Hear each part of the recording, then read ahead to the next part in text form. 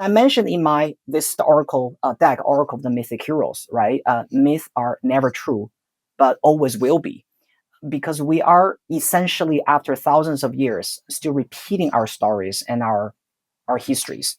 And just like the repetitive circling of the earth around the sun, we are our own myth. And I still believe so. We want more than just surviving at a materialistic level. And we need spiritual nutrition to enrich our mind and our emotional health. And without this grounding in mythology's timeless stories, I've seen clients experience a sense of detachment, for example, confusion about their purpose, and the malaise regarding their place in the world. And this is Yes. where when we recognize, right, this disconnection there, and so reconnecting with mythology can be a path to healing. Welcome to Living 4D with Paul Chek. Today's guest is professional astrologist Letao Wang. Letao is also a tarot specialist and the founder and spiritual counselor of the Healing Kingdom. Based in Hong Kong, he has been providing astrology, tarot, and numerology readings for clients since 2015. Letao was named the Best Astrologer and Tarot Specialist in 2021 by Hong Kong Most Outstanding Business Award, Spiritual Guide of the Year in 2020 by Hong Kong's Living Magazine, and was given the Hong Kong Influencers Award in 2019 and 2020 by Hong Kong Living Magazine. A big thank you to our premier sponsors, Bioptimizers, Paleo Valley, and Organifi. We could not produce this podcast without their support, and of course, Paul only works with companies whose products he loves and uses. All the sponsors offer special discounts for our listeners, so please visit the show notes page at chekinstitute.com/podcast for links and details. Or just keep listening to this episode for the featured products and offers. Today's episode is entitled Myth, Truth, or Fallacy. Hello, everybody. I have an incredible gem of a human being to share with you today, which is Letao Wang. Letao, do you pronounce your last name Wang or Wang? In Chinese, it's pronounced Wang, yeah, but doesn't matter. Everyone calls me whatever they want. Yeah, that's fine. Yeah. I didn't want to torture your name. Yeah. I got Letao right. Yeah. Perfect. So I just wanted to share with you guys, Letao, because I'll tell you a quick story. As my podcast has become successful over the years, I get more and more emails every day from book publishers and media representatives, managers, and people like that. I must get, 20 or 30 of them a day. And I hit the delete button pretty fast because I can see right away most of the stuff's not interesting to me at all. It's mostly miracle pills and gadgets and widgets. And then one day I was hitting to delete and I saw the word myth right in the beginning, which to me is one of my most favorite fields of study. And so I read it, and the lady was talking about this new deck of cards, the Oracle of Mythic Heroes. For those of you that might see the video, I'm holding it in my hand. And I thought, well, that's great, because, I've got lots of books on the Greek mythic heroes, and I've flipped through them, but I haven't had a chance to really study them. But for a variety of reasons, I was very called to investigate.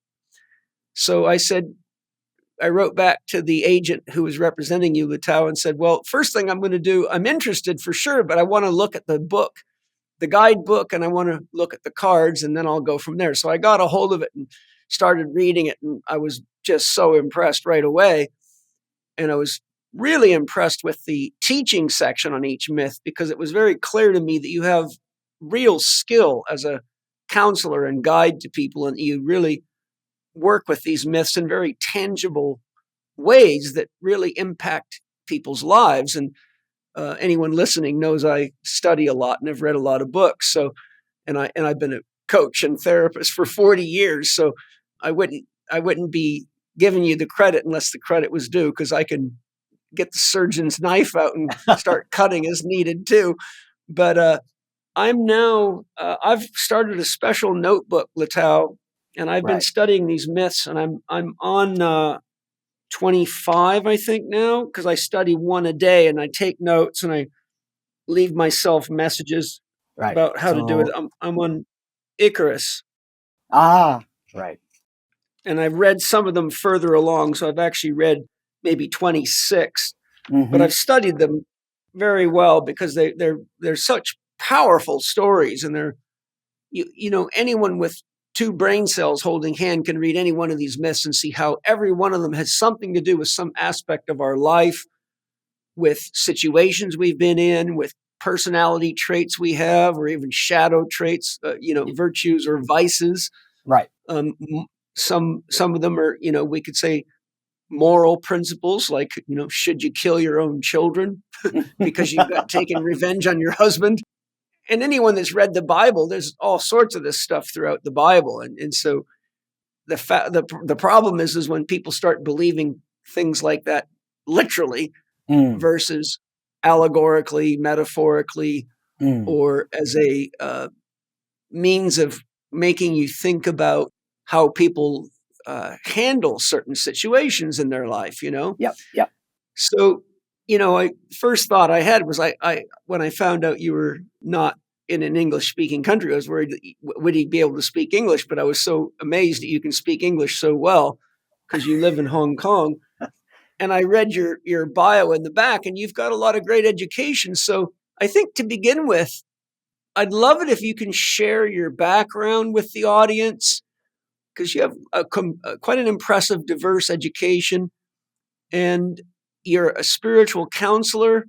So I'd love to hear a little, share with the audience kind of your a biography of Letao, how you got into all these different degree programs you've been in, Yeah. what led you to spiritual counseling, and how do you see myths as Mm. integral to your life and your practice? Absolutely, yeah. Well, first of all, thank you so much for having me today on your podcast, Paul. I've been looking forward to this for such a long time. Well, yeah. So, well, first of all, I actually was born. My childhood was very different because I was born in a very, very traditional Chinese family, and my early childhood education really just revolved around Orthodox Chinese literature, which is a far cry from Western mythology or fantasy and astrology, right? And I've only finished high school in China around the age of 18, I think, and I just felt something was missing. And I don't know if a lot of people can resonate with that. It's a little bit like I'm sitting on my couch in my home, but I feel I need to look for my home. I wasn't able to connect Mm. with the things that I studied, and also even just with the environment that I was living in. And so, and I had this thirst for cross cultural experiences now, which when I was 18, I think it was 18, 19, led me to cross the ocean to Japan to do my undergraduate studies. And I really immersed myself in this, completely new environment. And I also learned, the myth and the legends from Japanese culture, because, Japan is a country that is rich in its own storytelling and things like that, right? Mythology. That was my first big change in my life when I moved to Japan at such a young age. And I studied in Japan. I was studying translation and interpreting studies. 'Cause at that time, my dream was to become a simultaneous interpreter. Hopefully, I would be able to work for the United Nations. That was really the dream at that time. And after that, finished university and all that, I decided to pursue my first master's degree in, again, translation interpreting. And so I moved to Australia, Sydney. And that's Mm. when I actually met my first spiritual teacher. So that Wow. was already when I was 23, 24, I think. And I never knew anything about spirituality or the mystical side of life because, my education was all about passing exams and, things like that. And so, yeah, so that's, I encountered my first astrology teacher in Sydney, and I became a little bit like an apprentice while I was still doing my translation studies. That started this whole thing, basically. Yeah. That's amazing. You mentioned either personally to me or maybe I read it, I can't remember, but there was a story about you going to Greece and wanting to go to a certain place. Correct. Yeah. So that Yeah, was tell us that story. right. So that was way, actually much later. Yeah. So I was after I opened my business, the Healing Kingdom. And because I've always had this dream to really visit the ancient ruins and to see the stories and hear the stories from the local Greek people, because that's where the Greek mythology, and sometimes even when we talk about Roman mythology, where they came from. And so the first time I went to Greece was back in 2017, because from Hong Kong to Athens is a long way, and we don't even have a direct flight, right? So at that time for me, it was almost like a pilgrimage. Yeah. Yeah, Even on right. a So plane, it was a long one. yeah, and not knowing anything, so I packed my bag and just went, and that was I would say such a fascinating and mesmerizing trip for me. I didn't really go to any of those beach resorts and things like that. I just wanted to see this very famous ancient site called the Temple of Apollo, which is located in Delphi, or Delphi, according to Greek people. That's how they pronounce it.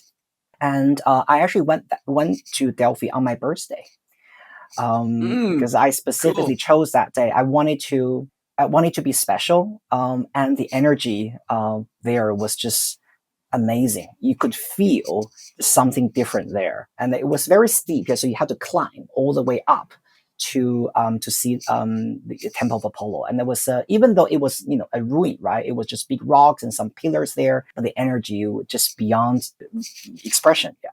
Yeah, that's cool. Well, it seems to me that since the Industrial Revolution began, Mm, humanity has lost interest in and connection to our mythic roots. In fact, many people today use the term myth to mean something that is a lie or something untrue. mm. Can you define what a myth is and what the consequences of losing touch with our mythic roots is, and how we can recognize the symptoms of mythic disconnection in the psyche of human beings today? Ah, well, I believe a myth is fundamentally a narrative framework, right, that carries a profound truth, the symbols and archetypes of a culture. This offers us guidance to navigate the complexities of all existence, our moral dilemmas, and the universal human experience, just, generally speaking. And I think mythology always connects us to the collective conscience of our ancestors and the universe itself. Mm, And speaking of the disconnection, right? I think this disconnection comes from our mythic roots that has come to pass for a long time. I was an example of that, as I was only able to connect myth and life in my late 20s. And of course, we all read myth as kids, right? As when we were children. And in my case, those ancient Chinese stories that I read, let's say the chamber, the red chamber, a dream of the red chambers, of the three kingdoms, those Chinese stories. But we tend to stop in there, right? And believing that they were simply for entertainment purposes, mm. especially if as an adult you tell someone, at least in my culture, you tell people that you read mythology, you might even be deemed as immature or childish, I think. Yeah. That's funny. Absolutely. Yeah, because mythology in Chinese culture is a bit like for children. It's like children's book. So in my childhood, I think if I held a mythological storybook and read it in my room, my parents would probably likely to tell me to stop right away and ask me to solve math problems or whatever. So that's just some kind of stereotype, right? And I mentioned in my this oracle deck, Oracle of the Mythic Heroes, right? Myths are never true, but always will be, because we are essentially, after thousands of years, still repeating our stories and our histories. And just like the repetitive circling of the earth around the sun, we are our own myth. And I still believe so. We want more than just surviving at a materialistic level. And we need spiritual nutrition to enrich our mind and our emotional health. And without this grounding in mythology's timeless stories, I've seen clients experience a sense of detachment, for example, confusion about their purpose, and the malaise regarding their place in the world. And this is Yes. where when we recognize, right, this disconnection there. And so reconnecting with mythology can be a path to healing. And astrology, which is deeply connected with ancient mythology, provides us a unique tool for its reconnection. And as it links individuals to the larger cosmic story that myth also aimed to articulate. And so by understanding the archetype forces at play in their lives, people can always find a deeper sense of purpose and belonging. Yeah. One of the things that I've used in the past is medical astrology. Mm. And it made me curious, and I'm wondering if you've made the connection. But for example, I'm a Leo, Mm. and the constellation of Leo in medical astrology is the guiding energy that forms the human heart. Correct. Yeah. And so when you look through the astrological connections to the physical parts of the body, you see that there's this linkage there. Now, I could go off into a whole long story about, because a lot of people think that kind of stuff is silly. Mm. Fortunately, the people that listen to my podcast are a lot smarter than most. But the question I have you noticed a correlation between where people are suffering from diseases and illnesses, Mm. the constellation that links with that medically through astrology, and the Mm. myth that maybe is pointing to the issue of the heart or the lungs or the bowel, etc.? Well, I've actually seen that a lot when I use tarot, right? When I Yeah. do readings for I'm a clients tarot when they lover. yeah. So, for example, I remember this so clearly. I had a client. She came to me and she said, I don't have any, mental issues or whatever, but I'm physically sick, right? And so my health is not very good. And I just want to know, what do you see from the cards? So that's a very unique reading, because usually people come to me for readings because they have something difficult more at a mental level or a spiritual level that they're trying to resolve. Because if someone has physical problems, the first choice probably is not to go to see a counselor, but go to see a doctor, right? But she said, I don't need a diagnosis. I already know what I have. I've been to the hospitals. I know I'm receiving treatment now, but I just want to see what you can see from the cards. Right. So I said, okay, so let's do this. And I remember very, very clearly on the, we only did 3 cards. And the second card was strength. And the third card was 4 of pentacles. And the first card on the left side, it was the devil. And I looked at this spread. I said to her, I said, you have a growth in you, don't you? Because, in tarot, when we look at, for example, tumor or something growing in our body, not in a good way, we usually see 4 of pentacles in a health check. And especially, is that right? That's such an odd correlation. How do you make that correlation? Because 4 of pentacles, 4 is a number of wholeness and stability. And it, so this is in you have to weight. Yeah, you have to look at the picture, right? So you can see there's a man holding onto a golden coin. So this represents in its negative way, is talking about the energy that is stuck. It doesn't flow. So when you have something growing in our body, it means that the things are stuck in there. They don't disappear, right? So usually in the health reading, when we study tarot, right, when it comes to health issues, 4 of Pentacles usually is talking about some kind of growth, especially if it's sitting together with the devil card. It's talking about a growth that is very difficult to get rid of. Now, it's not necessarily talking about a tumor or cancer, but you know what I mean, yeah? And so I looked at her. Yeah, but of course, it was very difficult for me to ask her, do you have cancer? So I said to her, I said, you have got something like growing in your body, but it's very difficult to get rid of. And the strength card in the middle is literally talking about your body, trying to fight it. And I said, are you going to have a surgery soon? And she said, you are spot on. I do have a tumor, but I'm not going to have surgery. I'm trying to use herbalism, Chinese medicine, whatever, right? And so that's, the time when actually, tarot and the myth can be related to our physical health. And this also happens in Chinese astrology and Chinese fortune telling system, because in the Western system, you have 4 elements, right? The fire, the water, the earth, and the air. In Chinese fortune telling, we have 5 elements. We have water, metal, fire, metal, right? Earth, and then we also have wood. So these 5. And so actually, when we look at someone's element from the Chinese astrological perspective, this has a lot to do with our physical health. For example, when someone has too much earth energy in them, according to Chinese mythology, it usually shows that they have a weak stomach or a weak digestive system. And fire element is related to our heart, which is the same as Western astrology. Yeah. And water element is related to, for example, our kidney, which is also similar to the Western astrology, kidney and passing urine, things like that, etc., etc. Yeah. So definitely we have seen that a lot. Yeah. Hello, everybody. Would you like to learn how to connect directly with your soul and highest self to gain guidance in your daily life and feel more grounded and spiritually connected? Are you ready to learn how to communicate with your soul and develop a language of direct communication that you can use to progressively develop your innate spiritual abilities such as clairvoyance, clairsentience, clairaudience, and heightened intuition?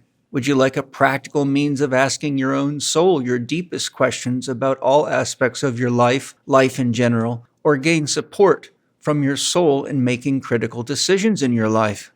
If you answered yes to these questions, then I have a very special offer for you. I will be offering my Tarot for Soul Guidance training program, in which I share the specific methods of using tarot as a functional language to communicate directly with your soul as an online training program so that anyone can learn and practice in the comfort of their own home. I have deeply studied and practiced tarot for over 8 years. Additionally, I have been working directly with my soul for my own guidance and to support others in their healing and spiritual growth for over 30 years. I have taught Tarot for Soul Guidance to countless patients and students and have received amazing feedback from each of them that engage this practice. See the website for testimonials. I have chosen to offer this workshop online because I found there wasn't enough time in my previous 2-day live version for the students to digest the volume of information and practice it. My new format is specifically designed to make learning more enjoyable, easier, and give you specific practices you can work with between training sessions. This allows you to develop your skills in a step-by-step format and be able to ask all your questions so you feel grounded and confident in your tarot practice each day. Tarot for Soul Guidance will be conducted online over 7 consecutive Fridays starting May 3rd and ending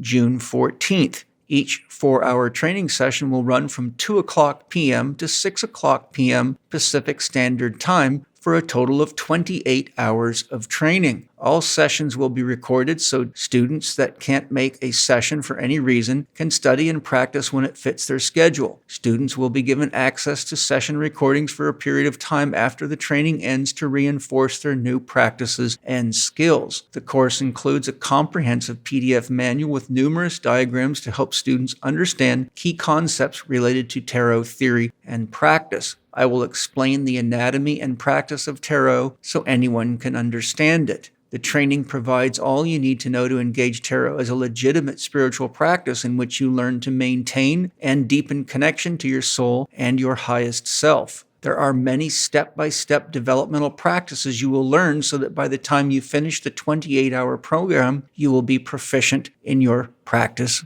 of using tarot. You will have a language for intimate communication with your soul for daily guidance. I will teach you how to use tarot as a means of getting guidance and support from your soul in any aspect of your life, including how to gain an understanding of your future and what you may need to prepare for. Conduct a daily reading and learn ways to best manage yourself to be in harmony with your highest intentions for yourself and others. Gain information and guidance on how to make important decisions in your life. Support others through soul-guided tarot communication, and how to progressively deepen your spiritual connection to your soul and highest self as a legitimate daily spiritual practice you can use anytime, anywhere. Course participants have the option to purchase the tarot deck and guidebook I recommend and use for the course directly from us with free shipping, or you can purchase the required items from another seller if you prefer. To register and see more information on the course and testimonials from those that have completed Tarot for Soul Guidance training with me, go to bit.ly/Paul,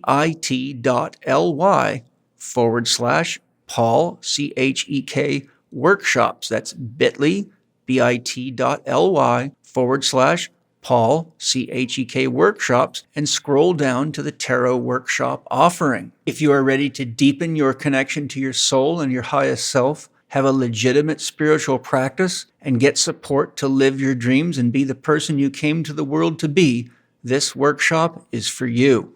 I look forward to seeing you in the training.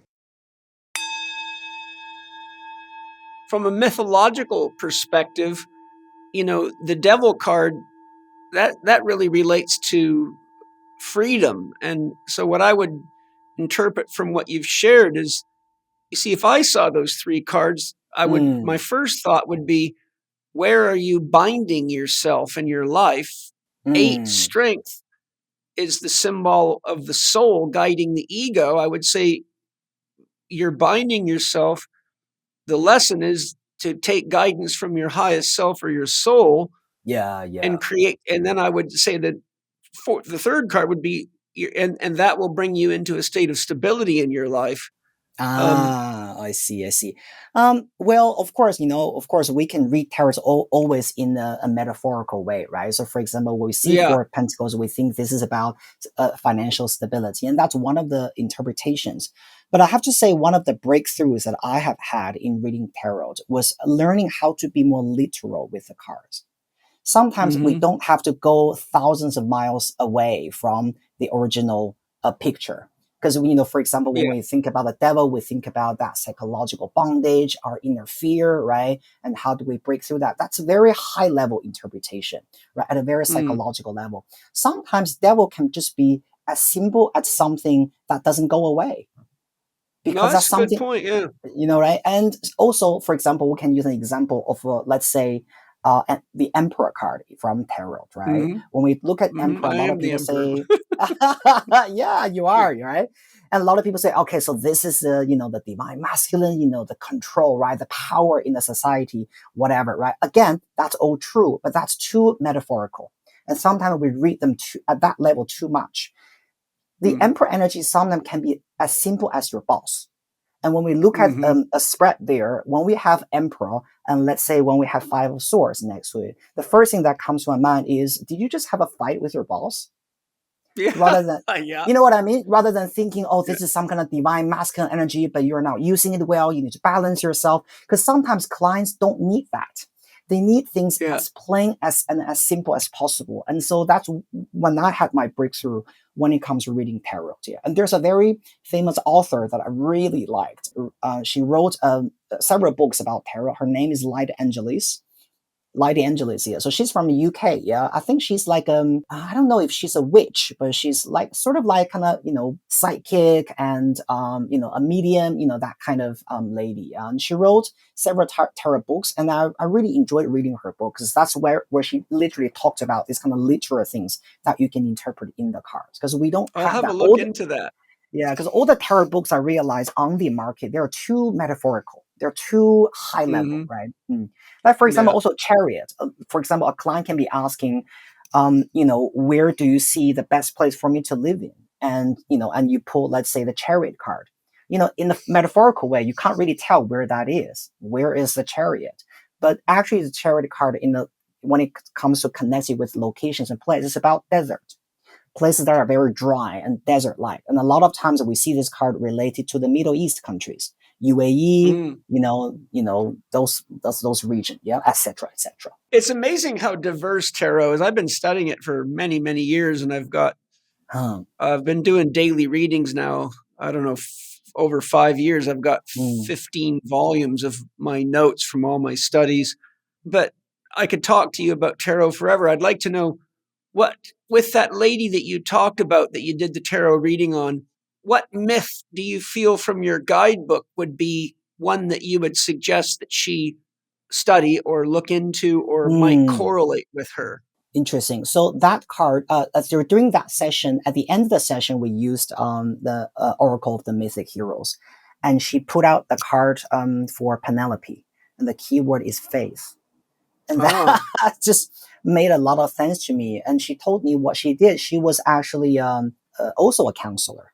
She was doing a lot of spiritual work, and she doesn't live in Hong Kong, actually. So I think she lives in Switzerland or somewhere in Europe.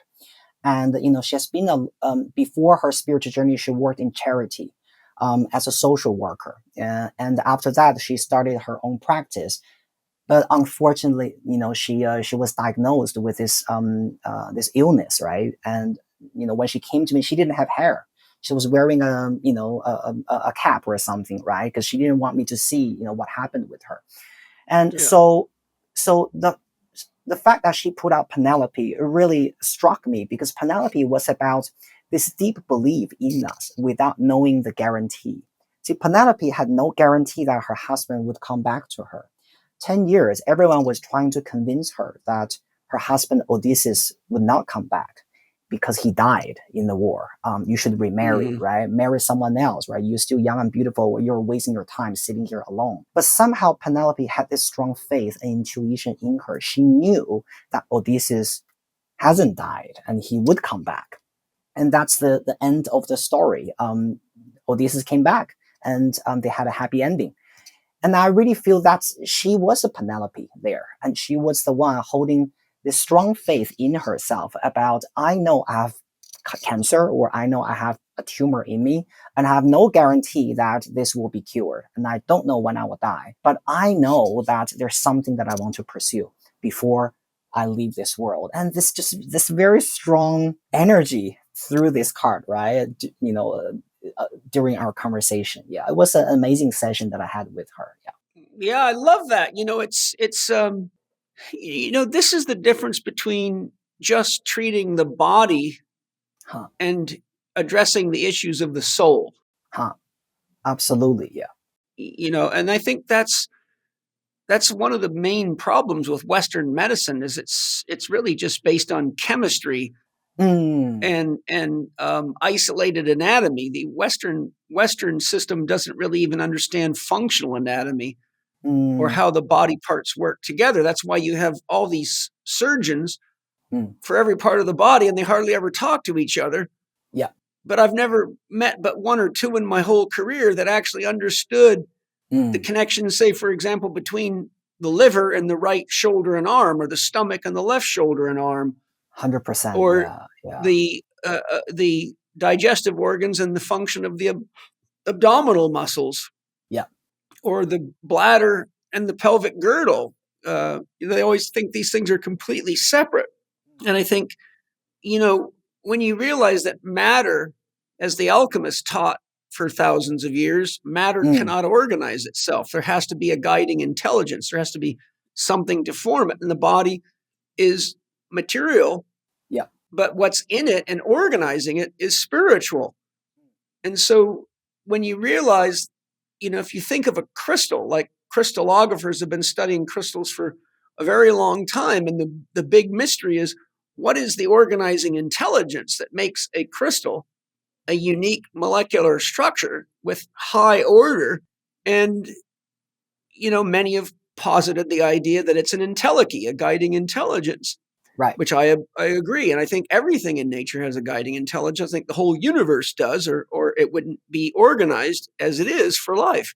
So I think why this is so important is because when we look at the mythological correlations between the situations in people's lives, like you just described, and the kind of challenges they're having in their health and in their relationships, you actually see how they're either in tune with and flowing with these archetypal forces, or for whatever reason, it may be belief, programming, fear, trauma, they're working against them like a duck trying to paddle up, swim upstream. It's very hard to do. A trout knows how to use those forces for its benefit, but a duck either has to fly or go with the water, or it'll just burn out. And so I think a lot of the problem that we have is people without mythological roots and a grounding in these virtues and an understanding of the vices that are on the other side of every virtue, and even moral principles, end up, either taking shortcuts or getting stuck in belief systems that disconnect them from their heart and from the deeper aspects of the psyche. And so they live sort of out of the ego, which they don't realize is everybody else's ideas. I mean, everything. I challenge my students all the time. I say, of all the ideas that you have in your head, if I could download your mind into a supercomputer and take every one of your thoughts and put them before you on a spreadsheet, what percentage of them would be authentically of your own making? versus something you've copied from somebody else. Most of my students guess probably only 1 or 2% of all the thoughts that come through my mind are actually originally mine. Yeah. And so I say, there you go. That's the problem. Yeah. And so when people get caught living other people's ideas, they're out of touch with the needs and the flow of their own heart, their own spirit, their own soul. And so they become the duck swimming upstream, wondering why it's not getting anywhere, and metaphorically burning out. Right, So I right. see this. I've studied myth for a long, long time because I saw this as a therapist. There was always a story behind people's problems, particularly chronic problems, right? Right. Now, if someone fell off a ladder, that may or may not be connected to myth or soul, depending on how you want to slice it. But when someone has Crohn's disease, or they've got, osteoarthritis or rheumatoid arthritis or autoimmune disorder, and this has been going on either for 20 years or their whole life, I immediately, from all my career's work, found I've got to figure out what is it that they're enacting. What's the belief that's driving the choices and the behaviors that is creating this pathology? Because the body wants to be healthy. Nobody's body does not want to be healthy. And so I found over and over again, and actually years and years ago, I found an amazing book that's based on Rudolf Steiner's teachings. And it goes through every one of the glands and organs in the body. And Steiner had written a mythological story about that gland or organ. And so I started studying that book, and I went, man, this thing's bang on. So I started, for example, he suggests that problems with the small intestine often come from people who have fear of criticism. They don't take criticism well. And so sure enough, I found most of the people that I had with small intestine problems, when I started questioning them, had some kind of a trauma with school teachers or parents that were overly critical. And now whenever they're always worried about how they look or if they're doing well enough, and they can never really relax inside. So they've got all this tension built up in their small intestine, which disturbs peristalsis, can overexcite the immune system and lead to leaky gut syndrome, can lead to drinking too much coffee and alcohol to abate the stress. Point being is I found these connections left, right, and center. I started using a medical astrologer in 1988 because I had patients coming to me that A, had spent a lot of money, often seeing a lot of doctors, many of which were actually reputable. B, I had tried getting them on the right diet and doing everything that I normally do, but I always sensed there's something not right here, because the body's not responding like a body should be responding to this level of commitment from the patient and doing things this accurately, because I know what I am doing.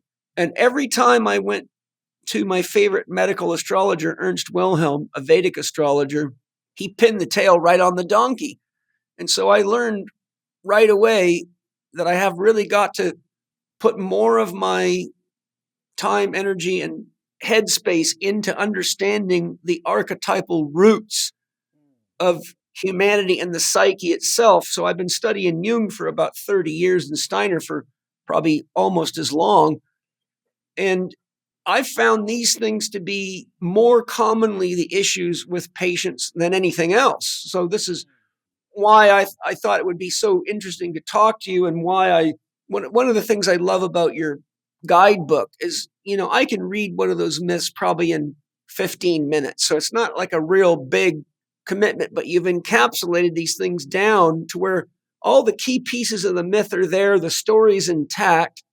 And that's nice. But the beautiful part of what you've done is that even though the myth is concise, what really brings it home for me is the teaching, the counseling, and how you correlate it with case histories, because it gives the person who's not very initiated into myth a way to see how this actually plays out in somebody's life.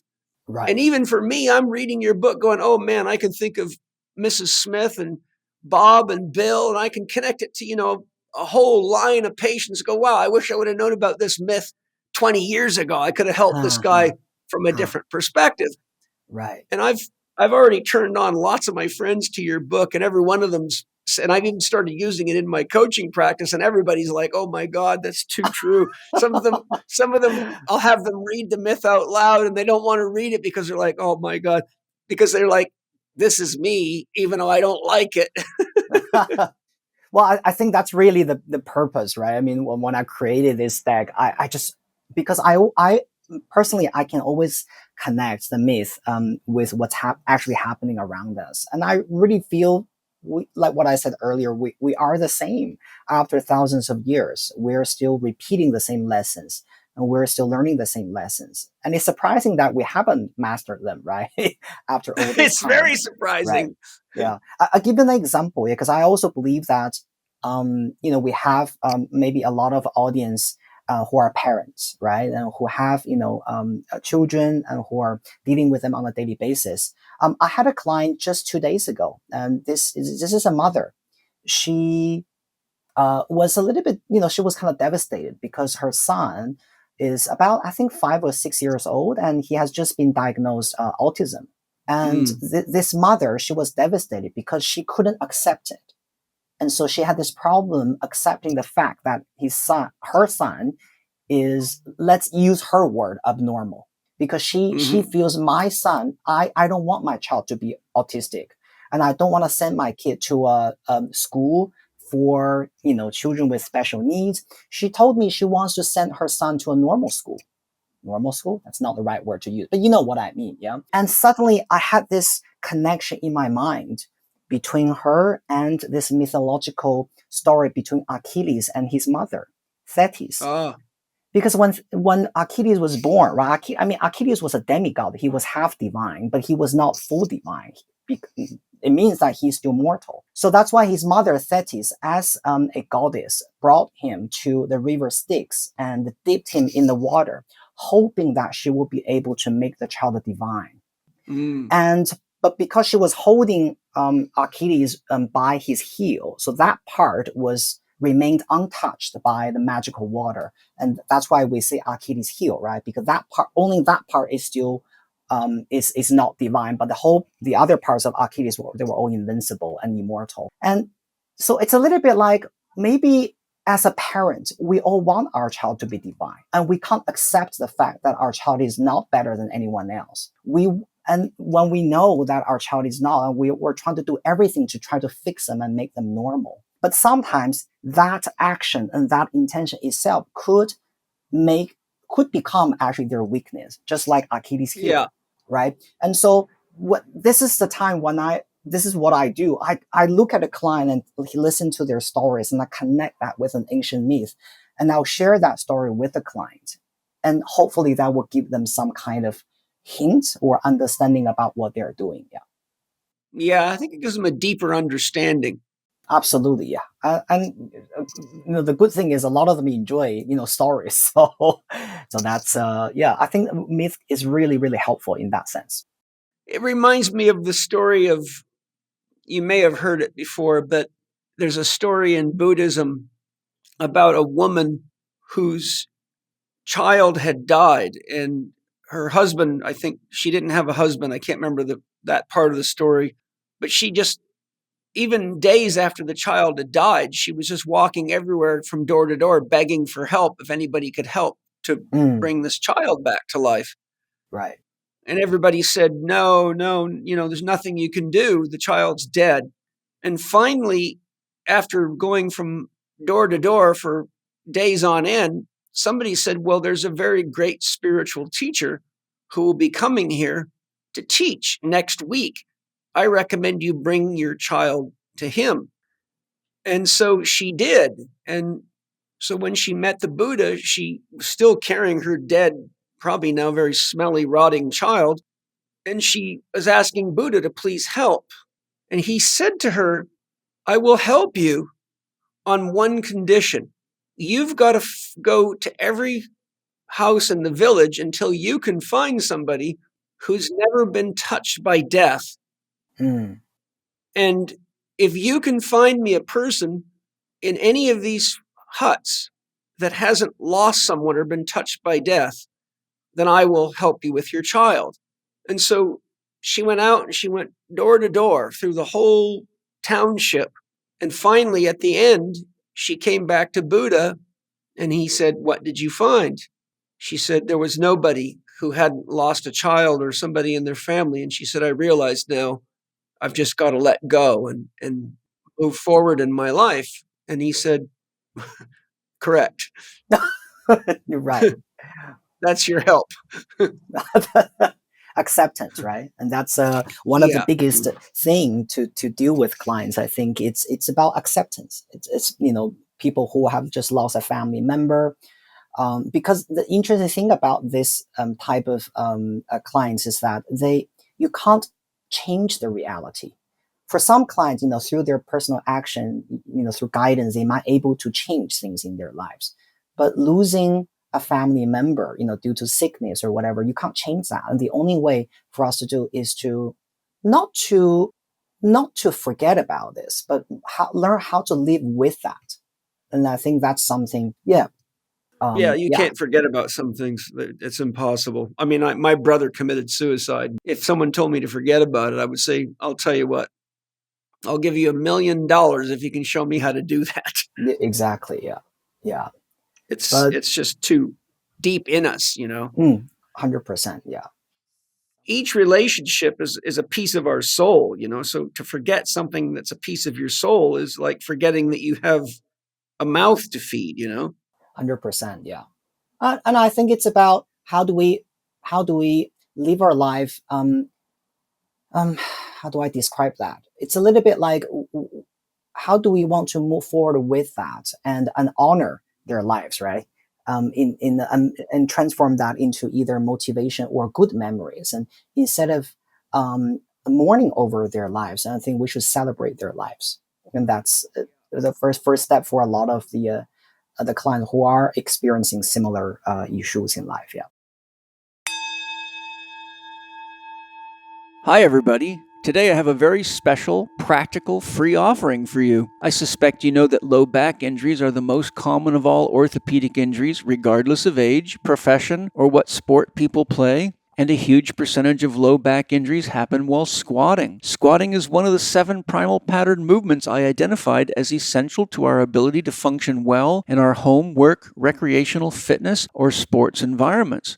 Most don't realize it, but the squat pattern is one of the most common patterns that lead to low back injuries. We are using the squat pattern when we get in and out of chairs, on and off the toilet, or engage small children. Additionally, to get in and out of a car requires a single-legged squat with a bend and a twist, particularly if you drive a car that's low to the ground like a sports car, which is a very complex movement for anybody with a weak dysfunctional core or who has an unresolved back injury from the past, which is exceedingly common, even among world-class athletes. I would love to give you the squat assessment I developed for the students of the Chek Academy so you can identify any muscle imbalances, joint restrictions, or technical flaws that include the need for form correction or corrective stretching, joint mobilization, and specific strengthening. Anybody that wants to heal from back pain, avoid unwanted back pain, enhance work readiness and athletic performance will be well supported by using my free squat assessment checklist. My squat assessment is ideal for any athlete wanting to optimize their performance in the squat. My squat assessment includes 3 key setup assessments,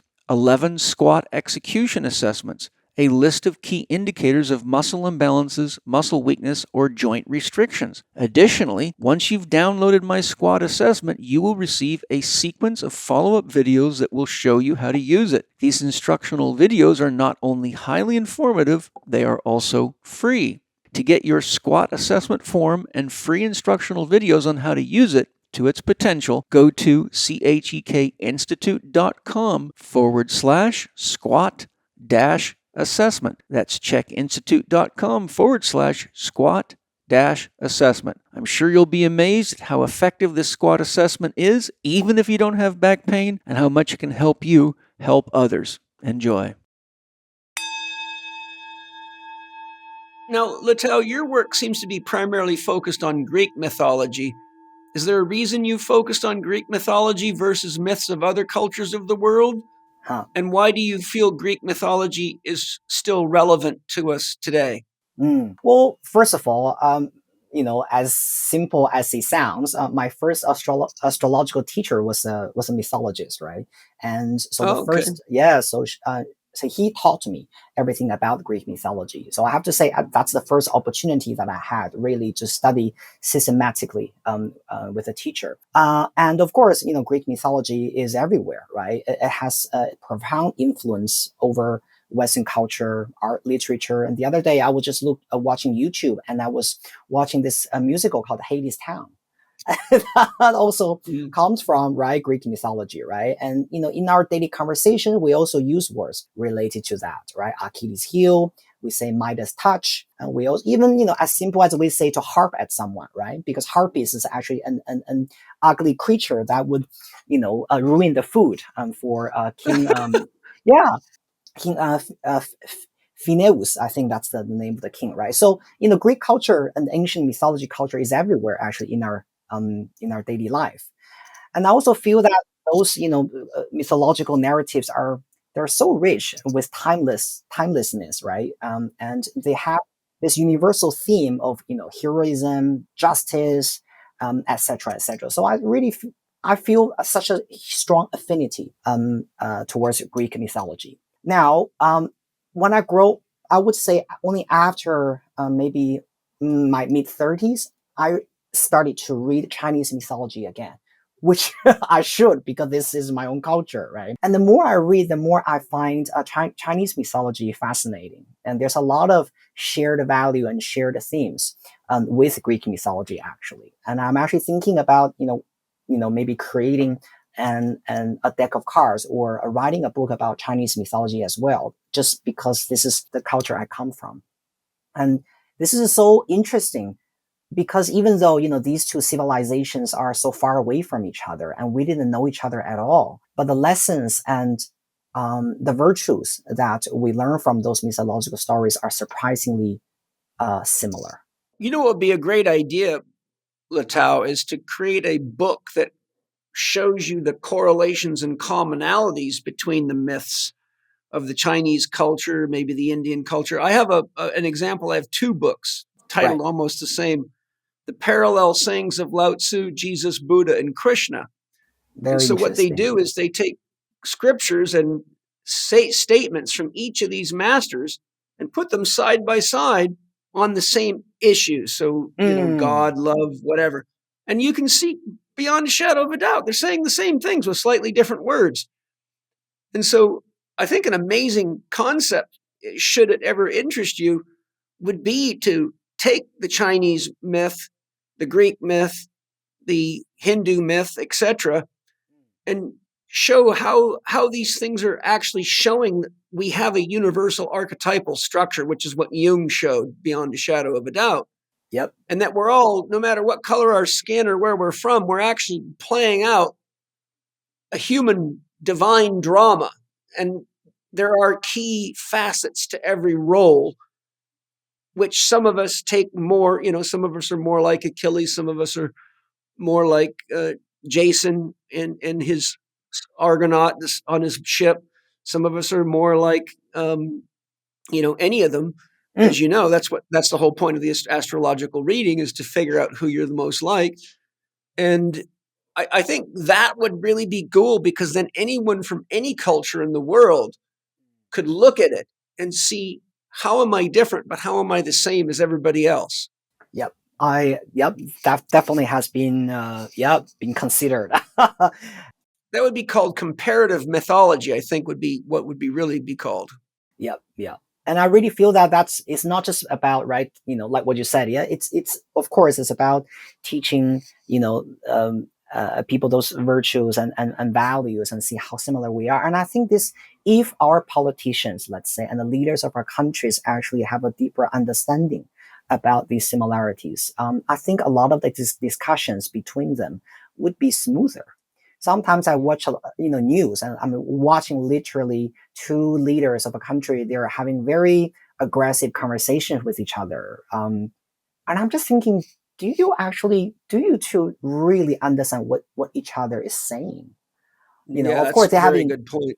right. They have interpreters there, of course, but sometimes words don't really translate things. if you No. don't understand what their culture is, right? And I give you a very interesting example. When I lived in Japan, yeah, because we were studying translation studies, and we learned this incident between I forgot which U.S. president. Yeah, that was probably happened 50 years ago. So that at that time there was some trade friction between Japan and U.S. Right? Because the Japanese cars, they were very efficient, and they don't consume a lot of petrol or gas, right? What you say in the States, and so and so they were having this conversation that the US president was basically saying, this is not okay, right? Because we can't sell US cars now domestically. Everyone is buying your car, and that's not okay. I got to do something about it. And what the Japanese prime minister said at that time, he said in Japanese, he said, "Zensho itashimasu."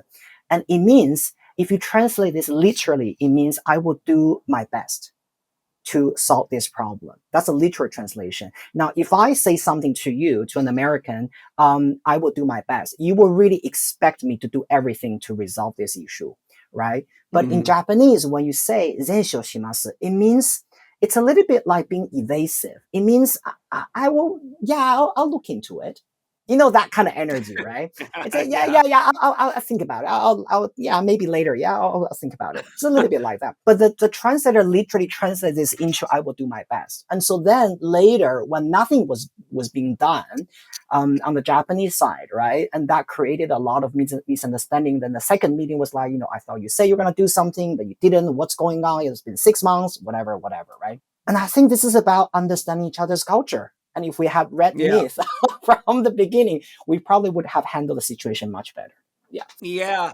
These are super important points. And to highlight how important they are today, we're skirting the edge of nuclear weapons every day and Yes. Yes. major disasters. And Oh, yeah.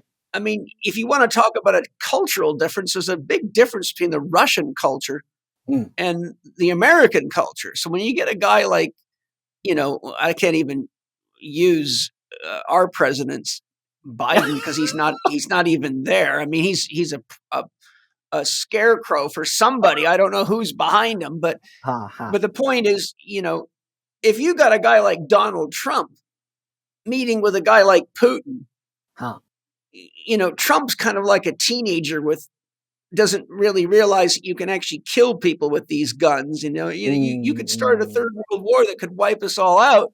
Yeah. But ultimately, Trump not really understanding the depth of what Putin's saying, and Putin may not understand what Trump's saying. But as we're describing, at the end of the day, they're both wanting similar things for their people, Absolutely. Yeah. but Absolutely. unable to communicate it in ways that are actually likely to get it. It says, yeah, sometimes it's so frustrating to watch these videos, right? The conversations between them. It's very Yeah. frustrating. Yeah. Yeah. I have to make sure that I don't watch news too much. I have to stay Yeah, away good from, idea. right? Because sometimes it bothers me, right? And it distracts me. So yeah. Yeah, it does me too, especially during the pandemic. I felt compelled to watch it because I'm a consultant to so many important, successful people that really depend on my guidance. So Yeah. I wasn't watching the mainstream stuff. I was watching the reliable stuff like Robert F. Kennedy's Children's Health Defense and other sources of reliable media that I can track myself.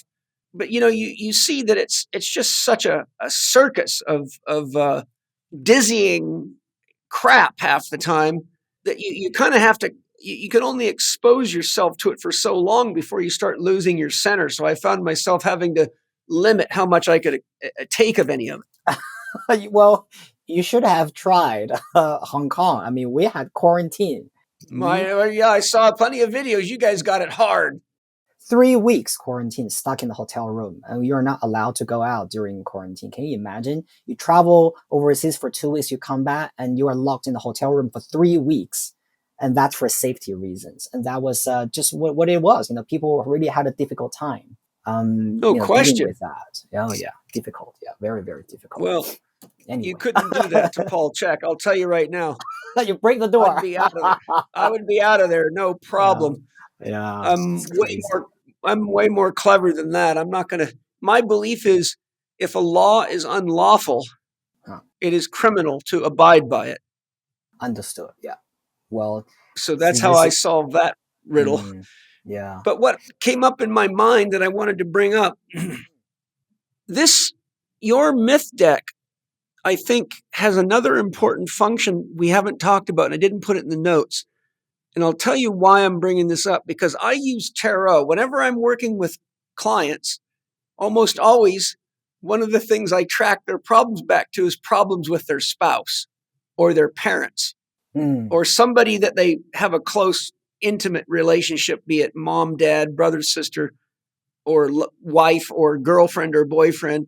But usually it's most common, it's the spouse. I've seen loads of back problems and health, digestive, everything, cancer, you name it, that tracks right back to relationship problems that have been going on for a long time. And so one of the things that's been very, very helpful is I do the numerology on each of the key people in the relationship, and I look up their tarot archetype. For example, I'm a 22 in tarot, so I'm a fool personality and an emperor soul path. And when I put these things on the table and talk about the differences, then it's like somebody just turned the lights on. It's like, oh my God, I had no idea. Like now I understand why they behave that way. And I understand why I behave this way. So oftentimes my therapy includes teaching them how these two different characters from an archetypal perspective have to learn to work together so that they're not getting diseases together. Yeah. So it seems to me like because you have your book set up, your guidebook set up so that you can look it up by your birth date and see what your myth is. When I read mine, my God, I was blown away. I don't know if I put that in the notes. We can talk about that when we get there. But it was, I had Angie, my wife Angie, read it, and she goes, "Oh my God, Paul, that is so you." And a friend of mine read it the other day, and he's like, "Oh my God, that's just crazy. That's just like it's talking about you." And and the funnier part is I was reading your guidebook, and I just went quiet and said to my soul, and another spirit that I work with, is one of these myths. Are there any of these myths that are active in my life right now very strongly that I should look into? And the answer came back Hermes, and the other one is it turned out to be the one for my birth date. Is it asteresis, teaching, or service? Oh yeah, service. Yeah. Service. Aristoteles. Yeah. Virgo, Yeah, I can. Some of these names are hard to pronounce. Yeah. So when I read that myth, I'm like, oh my God, this is mind-boggling. And I won't tell all about it right now because there's too many things to it. But Yeah. my point is don't you think couples and family members could use, just like they do tarot, use your myth cards and read each other their myths so that they understand sort of the inner nature of each other? Absolutely. Yeah. I think this deck of cards can be definitely shared with families and friends. And sometimes I would even encourage maybe as a family, right? Mother, father, children, or we can all sit together and we can just randomly pull a card and then share the story with each other. And usually when we pull a card, when we set our intention there, that card has to tell something about us. And even sometimes, we're not even self-aware, right? About, oh, I have that quality. And I think this could be a very good, time, not just to learn things about ourselves, about each other, but also it could be a very good time for us to connect, right? And so for example, when I'm sitting with you and you are telling me about, the card that you put out and how you feel you connected to that, for me, it's almost feels like you're opening yourself up to me. And this helps us connect, right? So I think this could be very useful in that way. Hi, everybody. I hope you're enjoying the show. People worldwide are not only finding it hard to find organic and free-range, regeneratively farmed animal foods, but as you surely know, it's almost impossible to find anything worth eating in stores, airports, gas stations, or even in the stores that should have real food. Additionally, most children are sent to school to eat microwave-processed, chemically raised, and chemically laden garbage from school cafeterias or out of their lunchbox, simply because most parents just aren't aware of the dangers of commercial food. But the truth is, there are no shortcuts to health and wellness. Unless, of course, you let Paleo Valley do the work for you.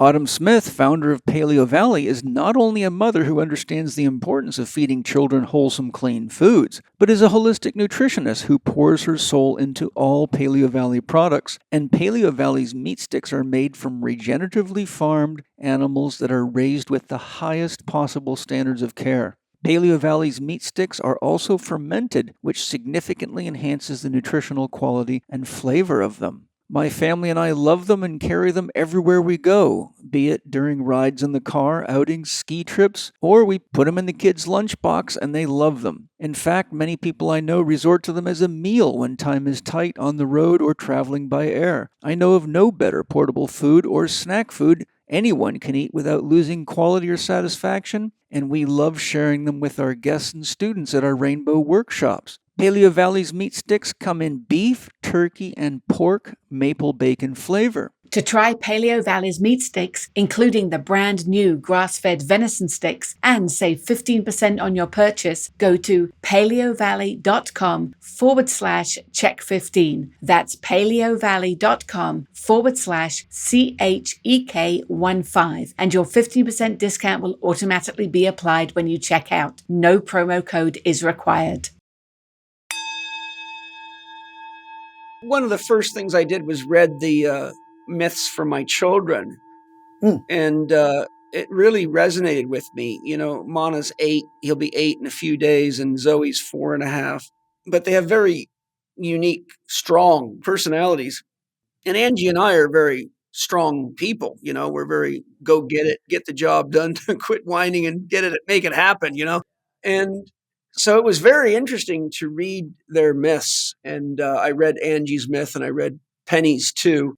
And they were all very in line for sure.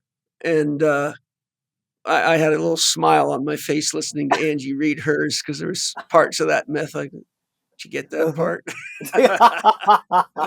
It's a great reflective way, right, for us to use this card for sure. Yeah, and it makes you really pause and be with yourself. I find it has a real effect of almost like you're looking in the mirror, but you're seeing things that you've never seen before. And you're like, how would I look in the mirror for, you know, my whole life and not see this? And all of a sudden there it is, you know, and boom, the light goes off. I think those stories has always been there. It's just, we just need to make that connection. This is it, right? That moment, Yeah. epiphany. Yeah. Yeah. And I think it's very helpful for anyone that's really genuinely interested in spiritual growth, because each of the myths shows you both sides of the character, you know? Yeah. You know, you can be very beautiful, but very cunning and deceptive. For example, the myth, I can't remember her name, you will, the girl that was the great weaver, but thought she could outperform the god of art. Arachne, yes. Yeah, Arachne. I mean, there's a great story, right? And you know, she was bullshitting herself. And she found out the hard way. Yeah, that story is, I think that story has such a profound meaning to us, especially when it comes to developing ourselves in a professional way. Because Arachne is talented, right? The whole story, nobody says she's not. She's actually very, very talented. She was born with that skill, and nobody could, outsmart her. But the problem about her was the arrogance, was that she kind of realized that she thinks that because I'm talented, so I'm above everything. And of course, in the story, it's about her challenging Athena, right? The goddess of wisdom. But I think at our level, it's not about we challenging the so-called god or goddess, but it's more about we have forgot that there is a divine level up there. And sometimes it's about us actually forget about the divine, forget about the spiritual self. And that's why we never look at it. And we're only focused on materialistically what we are creating. And I think that's what is really about. Yeah. I think, though, when we do that, we invite what I call the pain teacher into our lives. It was very interesting because one of my friends and clients was here recently with me. And so I said, you guys got to check this out. And I had her and her husband get their myths out and read it. And she got Arachne because that was based on her birth date. And so, and she's an extremely beautiful woman, and she's probably listening to this too. And I love you. But what was interesting is I could see when she was reading the parts of Arachne that kind of were disturbing, it was making her really deeply reflect. And I was curious, how is this going to play out when she expresses herself to me after reading this myth? And she looked at me and she said, I can't remember her exact words, but it was like, if I'm honest with myself, I do have to admit that I have some of these parts in me. And then she started telling me how they manifest and why they manifest and what were Wow. the sort of the events in her life that led her to being that way. But you could see the myth really kind of put her into deep self-reflection, and it made her think maybe I need to be more conscious of these parts of myself so that 100%. I Yeah. don't trigger off, things that are uncomfortable in relationships or even friendships. So I think there's just so much value to this. I spent years reading pretty much everything Joseph Campbell wrote, and Carl Jung is deep into mythology, and Marie Louise von Franz, who is assistant, she's written the most comprehensive compendium of the understanding and breakdown of fairy tales that's probably on this planet. It's like an 8 or 9 volume, large volume. So I have many of those volumes, and I'm always looking for myths and fairy tales that help me understand what's going on with patients so I can share them with them. Right. And they do have quite a profound effect on people because they're speaking to something much deeper than our ego structure or our surface presentation of ourselves. My next question is, your card deck and guidebook includes 40 of the Greek mythic heroes. I'd love it if you can share or give us an overview of the key male figures and the key female figures that you feel are most relevant to the personal and social crisis we face in the world today. I mean, when you look at what's going on in the world today, which you obviously are hip to, from politics to control oligarchs, powerful billionaires changing everything for their own benefits, and in the United States, they're wiping out our Constitution. They're undermining the middle class. I mean, it just goes on and on and on. I mean, the whole pandemic, and now world total 17 million dead is the latest tabulations I've seen in from reliable sources and insurance companies, and the whole thing. I mean, when you look at the world, it's like we're going through. Well, I tell people we're going through a rite of passage where we have to become adults and start thinking for ourselves and taking care of ourselves and stop turning our power over to authority figures, because this is the story of history. I mean, this goes all the way back. In fact, I've got a book which touches on your culture. I've got a translation. I've got about 20 translations of the Tao Te Ching, but one of my favorites is by Richard Wilhelm, who is a personal friend of Carl Jung's. And in the back of Richard Wilhelm's translation, he has a whole, almost as much as the whole book, probably more, if I remember right, than the actual verses of the Tao Te Ching. But he talks about throughout the history of China, emperors had a habit of bringing the greatest spiritual teachers of the day in, learning everything they could from them, and then using that knowledge to manipulate people to control them. And so he was showing that this whole control drama has been going on for thousands of years, and nothing's changed. And so there's an example of when you see this pattern that people keep getting sucked into this sort of tyrannical ruler syndrome, but keep not doing anything about it. They just kind of lay down and become a victim. So to reframe the question, if you look at what's going on in the world, you've got key males and key females. If you said the world is my patient, what myths do we need to wake up to? Wow. Well, to be honest, I think it's very difficult to just pick one, because I do believe that all the 40 Well, pick a bunch of them, man. yeah, the heroes and heroines, right? They're all equally important, I think. But if I have to pick one, I think for the male heroes, I will pick Hercules, and for the female heroine, I will pick especially when you talk about what's been happening in the world, right? I will pick Medea. These two, yeah. Now, of course, like what I said, all the other heroes and heroines are important, and we all are learning their lessons. But for me, Hercules is a little, the key word on the card. Hercules says strength, and this card it's a little bit kind of like related to the tarot card number 8 strength as well. And on the tarot card strengths, we see usually, when you think of the word strength, you might be imagining a very, let's say, a muscular male figure on that. But on the tarot card strength, it's a woman. And she has this very peaceful facial expression, petting a lion. And that's very much related to Hercules, even though Hercules is a very dominant alpha, right? A male figure. The weakness of Hercules is that he has no control over his emotion. Right. Whenever Hera puts a curse on him, or some magic on him, he will lose his mind. And actually, because of that, he accidentally killed his first wife, right? And that's the whole reason why he decided to go to the temple of Apollo and ask for forgiveness and say, what can I do to repent my sins? And the reason was because his force is very primal, right? He can, lift heavy things. But when it comes to tempering our aggressiveness and our emotion, he was not very good at doing that, at least not at the beginning of the story.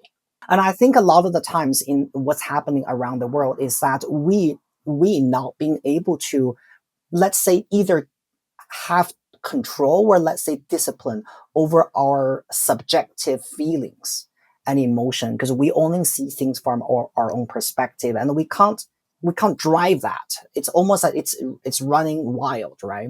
And that's why there are wars. And or sometimes this could be about us only thinking, I hope everyone else in the world learns the lessons from the Greek heroes, but I'm not going to learn from that so that I can get what I want. But you guys be the saint. You know what I mean? Yeah. That's a problem.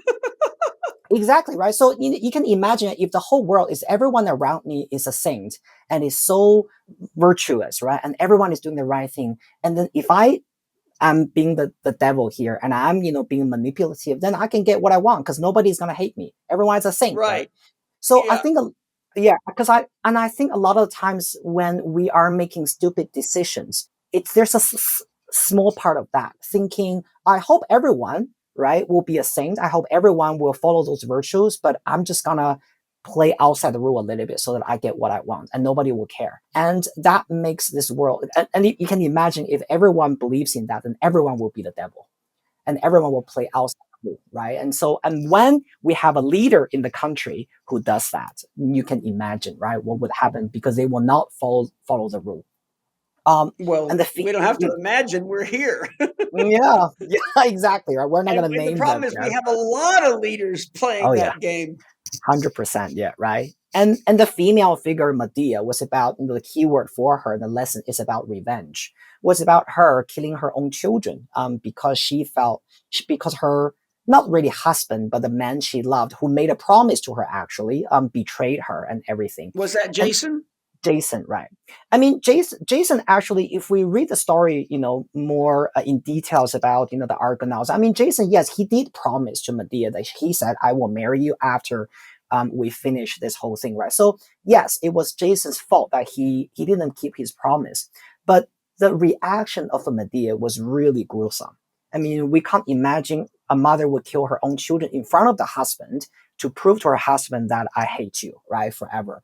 And so this is about us constantly looking for the so-called justice, but that justice is our own sense of justice. It's not the universal sense of justice. It's a little bit like, you hurt me, so I have to stab you. And so that this is fair for everyone. And I can find my peace through that. And a lot of the wars happening in the world is about that. It's not happening now. It's about generational trauma. 50, 60 years ago, your country did this to my people, and we will never forget about that. And we will always find excuses or reasons to get back at you. And when I do that, I can justify that because you did this to me 80 years ago. So why don't you reflect on yourself first before criticizing me? And that's a very Medea mentality, I think. Yeah, it's a very good assessment. It's very sad to And see that, I think. Yeah. yeah, and the pandemic brought a lot of Medea out within families because anybody that didn't want to get vaccinated for very good reasons got attacked heavily. In fact, I've probably now had at least 20 people write me letters and come to me in person, often with tears in their eyes, saying, I just want you to know, if it wasn't for your podcast, I probably would have committed suicide, because everybody in my family rejected me. I lost my job. I was so isolated and so alone, and I thought I was losing my mind. But you were the only person speaking common sense and giving me a sense of hope that I was making the right decision. And you, because of your podcast, I was able to regain my trust in myself. And so the point I'm making is that you see that right within a family, mothers turning against their children. And some of the toughest, most sad cases I've had is people that ended up, sharing with their parents that they were gay, and then just getting completely kicked out. That happens in mythology a lot. Yeah. So this is about parents and children, complexities and their dynamics, right? And then, for example, earlier we talked about Thetis and Achilles, how much a parent is expecting from a child, right? I Yeah. want my child to be divine. But there are also the other way around, is sometimes it's a child who tries their best throughout their life to be divine, to be like their successful parent, but they cannot. And they always feel inferior. Like, for example, in the story between Phaeton and Apollo, some people say it's Helios, yeah, whoever the father is. He wanted to be divine, so he had to drive the chariot to prove that I'm the son of Apollo or Helios. I can do this, but he had a car crash, basically. Right. And the interesting thing is, some people would say, why do you think his father Apollo would let him drive? And I think this happens in our society. This is about guilt. This is about a father never was able to take care of a child. So when the son comes back to him and says, Father, I want an expensive car, even though I don't have a license, the dad would buy it for him because he feels guilty. Maybe he didn't grow up with his own son. Maybe he had an early divorce with a wife, and he always felt that I need to give more to my son, right? And so we see all these kind of, interesting dynamics actually happening in our real world. It's very interesting. Yeah. Hi, I hope you're enjoying the podcast today. If you've listened to my podcast before, chances are good you've heard me bragging about how amazing a product Bioptimizer's P3OM probiotic is. It's the ultimate secret weapon for knocking out food poisoning, and I found it super effective for stopping most anything that causes gut distress quickly. For example, a couple of times now I've eaten fish that was in the refrigerator a little too long and got bloating, gas, and intestinal discomfort. As soon as I felt these symptoms coming on, I took 5 capsules of P3OM and continued to eat 5 more with each meal, and the symptoms cleared up in as little as an hour from when I took the first P3OM capsules. My buddy Wade Lightheart, one of the formulators of P3OM, calls it the Navy SEAL of probiotics, and he's right. Bioptimizers is offering you 10% off P3OM and all their other products. Plus, there are always amazing gifts with purchase. So to find out what these are and save 10% on your order, go to bioptimizers.com/living4D and use the promo code Paul10 when you check out. That's bioptimizers.com/living4D and the promo code is Paul10. One of the problems we're facing is if you take what you've just described and say, okay, this is the kinds of things that are going on in a typical family unit. As we've become more and more industrialized and more scientifically, materialistically oriented, we've become more and more unconscious of these mythological values, facts, and stories that are really there to sort of awaken you to what life can bring you if you behave in certain ways. Right. So if you think just like you have a body that's made of a large collection of cells, well, we have a culture that's a large collection of units called families. So if you have the disease of not knowing these very important things about life, and you spread that disease through a culture, it's easy to see that the culture is going to mirror the family and the family is going to mirror the culture. And so I think that we're at a point right now, the old saying, the best way to change the world is to change yourself. That way, at least you've done something. And so I think we're at a time where we really have to kind of come back to our roots and study things like your card deck, but it's particularly for me the guidebook. I mean, for me as a therapist, what's more important than pulling cards is reading those myths, because every one of them is a part of our psyche. There's nobody that's free of any of those myths. So I think if we sort of got back to more of a classical education, as it would be called in Chinese, like Confucianism was a classical education type of thing. I studied Confucius too, because I think Confucius has a lot of great stuff to say. But you see, my point is, if we start working together to become more conscious of who and what we are and what these archetypal forces are working through us, you can learn to manage your Hercules better. You can learn to manage your Medea better. 100%. You can learn, all of them.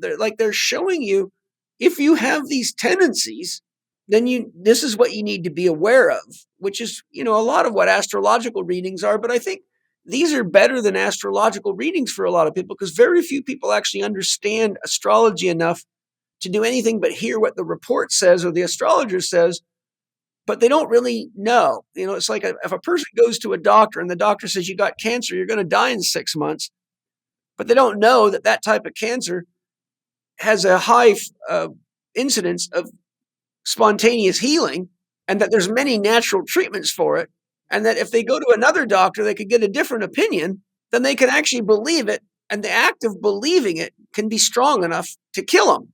So the point being is, if we read these myths, we don't need to go to an astrologer to get an interpretation that we don't have the depth of understanding, because I can tell you right now, I can read these myths to my 8-year-old boy and he will get the point, right? I think that's, as I've been reading your guidebook, I've been having this deep sense, well, the first thing I did was I ordered another one, and I said, please, because Angie and Penny put the kids to bed at night, I said, please start reading these myths to the kids. And so now they're included in their evening procedures whenever we can do it, because Wow. I want to make sure my children understand these things, or the world is going to be a bitch of a place to be. I mean, if you don't understand these things, the world can be like a meat grinder. And it is, because of us not understanding the psychological or spiritual processes, which is Steiner's teachings are chock-a-block with what's really going on here, and including a lot on mythology. And my kids are in a Waldorf, they're both in Waldorf school, so they actually paint mythological characters. They learn roles and they act out plays and they get read stories. Steiner didn't want kids learning to read until at least 7 years of age, because he said if you teach kids to read before that, it activates their left brain hemisphere too soon, and they haven't got the ability to integrate the right and left brain. So he keeps them in the mode of creative expression and storytelling and arts and crafts. And only when their brains are able to naturally integrate the two hemispheres does he start bringing them into the mathematical logical. So they're spending a lot of time acting out plays and making their own costumes. And it's amazing. Like, Mana came home the other day and he knitted this beautiful butterfly. He knitted it by the teacher taught him how to knit. And so here's my little kid. He's not even 8 and he's knitting. I mean, I don't even know how to knit. And I'm looking at this going like, this is a real education, compared to what they're getting in public school. And so knowing that my kids are getting this mythological underpinning and then having this type of work, I mean, this I feel should be part of our elementary school education, and even up through we can get into the depth of these things.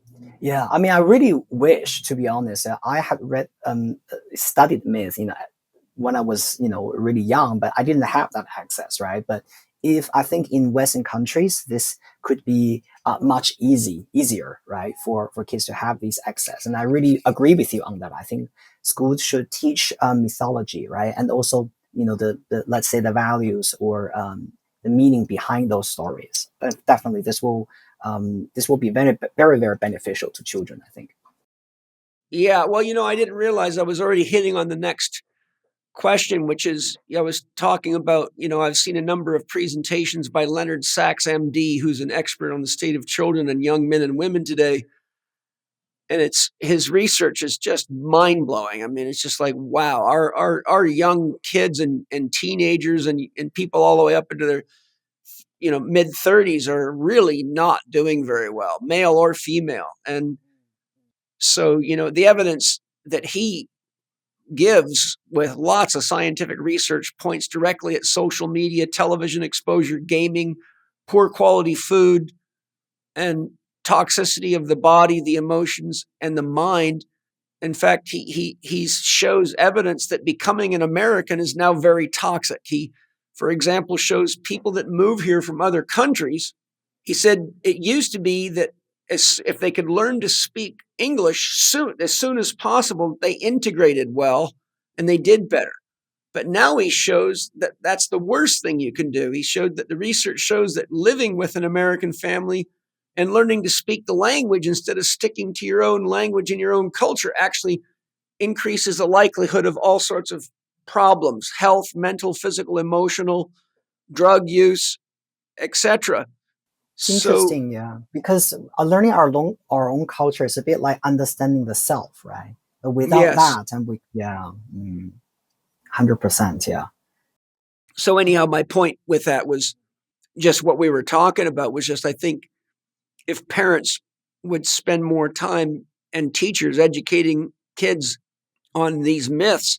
I mean, if we took your myths, for example, and turned them into a video game where the scenarios in the game brought them into face-to-face contact with the challenges and the myths, because hardly anybody will read a book today. I mean, it's crazy. I mean, very few people read books, but we can still deliver it in a medium that they will embrace and I think learn the same things. Yep, 100%. Because yeah.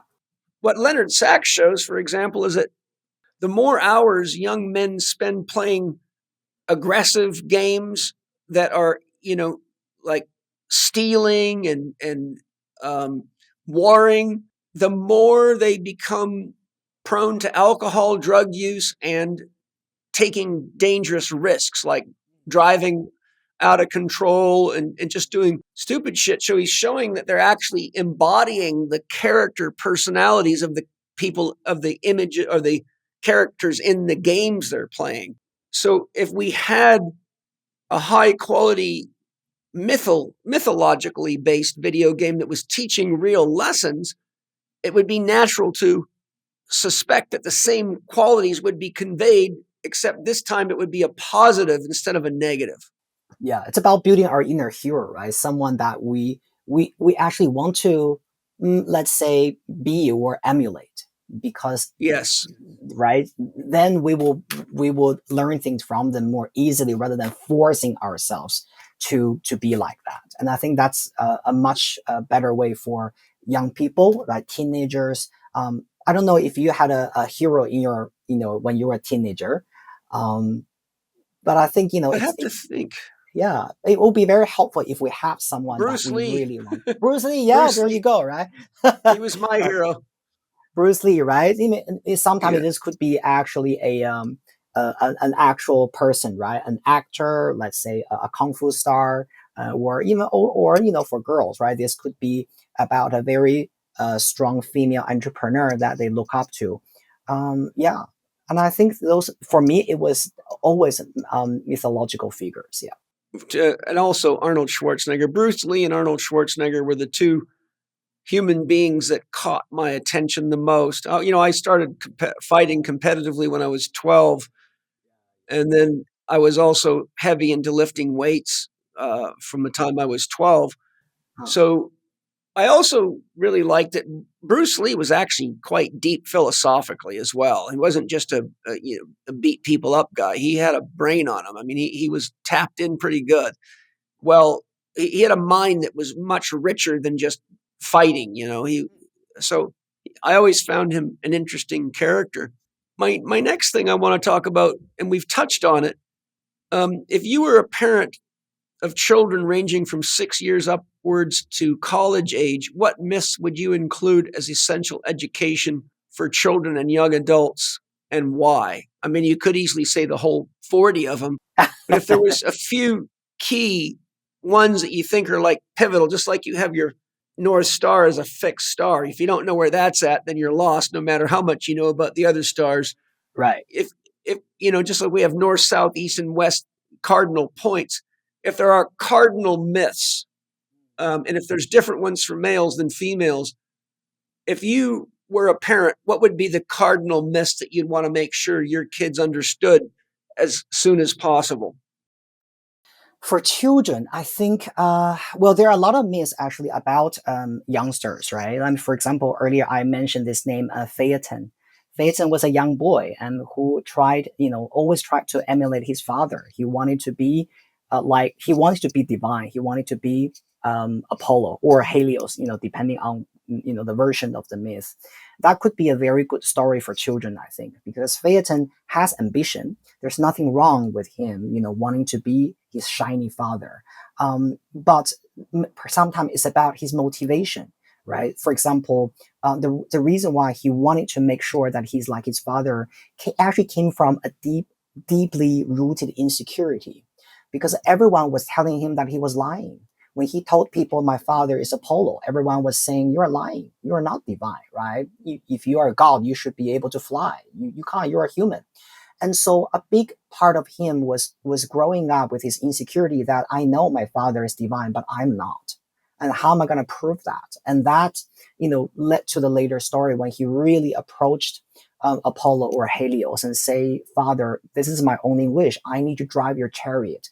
And it's not about him being divine, but it's about I need to prove it to the world. And I need to prove to everyone who has laughed at me that I can't drive and I'm not divine. And so, stories relate to that, right? And I think the children can relate to those stories a lot. Because a lot of us, we were, as children, one of the biggest thing that for us is to know how to build relationship with our parents, even though we are not very conscious about that because we live with them every day. And we don't really spend time thinking about what kind of relationship do I want to build with my parents. And also, to be fair, I think parents play probably a more important role in that, because the children, they are the passive ones.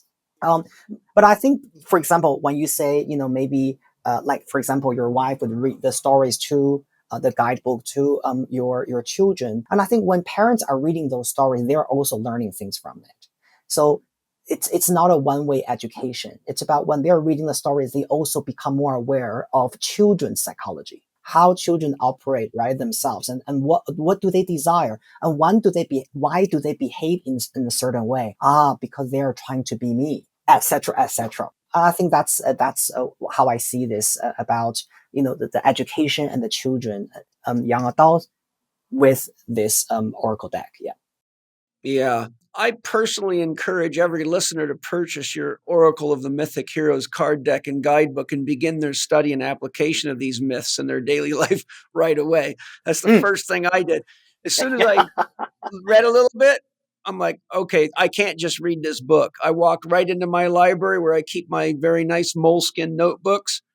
I chose a red one. Mostly I use black, but I chose red because I want this to stand out. So if I ever have to find it in a hurry, I can find it. Thank you. Because it's very well written.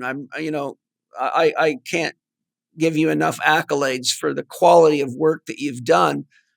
So, we've talked about all the reasons I think that's important for us as individuals, for children and parents as well. What I'd love it is if you could share some suggestions for how we can all get the most out of using the Oracle of the Mythic Heroes card deck and guidebook. I mean, if what I'm really saying is, look, I'm coming to you, you're the author, you're the master of these teachings. And I'm saying, Letao, how do I get the most out of this as a person? And how do I get the most out of it for my kids? So if you have suggestions for how we should be using this beautiful tool you've given us, what are they?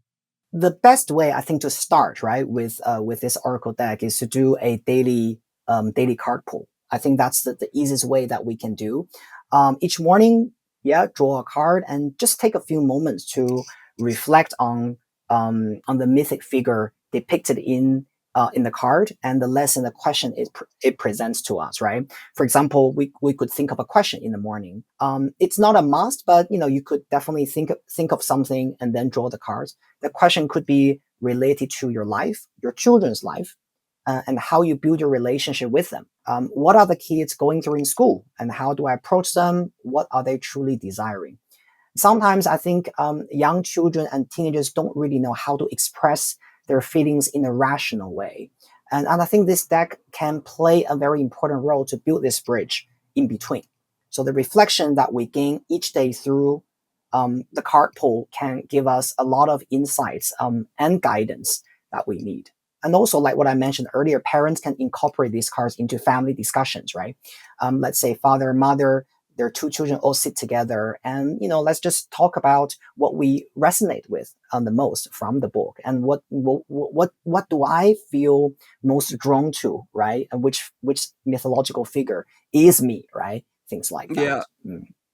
For me, a lot of my teachings are oriented on how to find and work with your soul, so you can let I teach people how to access their soul, their higher self, and their unconscious, so they can access themselves at these 3 different levels. But I think a great card would just be to ask your soul. For those listening, soul means consciousness within. Say, which myth should I be most aware of today? And then go out, read it, and then go out in the world and see why your soul's directing you to be aware of that. And inevitably, I've found whenever I do tarot that way, there's no hard time finding why I'm being told that. Yeah, absolutely. Yeah, I mean, we can all find the best way for ourselves, the easiest way for us to access these energies, right?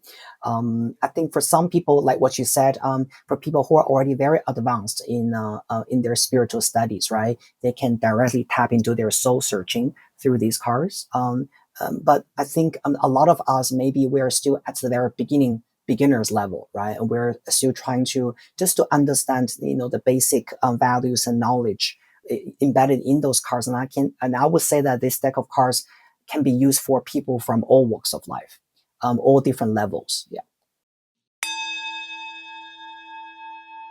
Hi, everybody. I hope you're enjoying the podcast.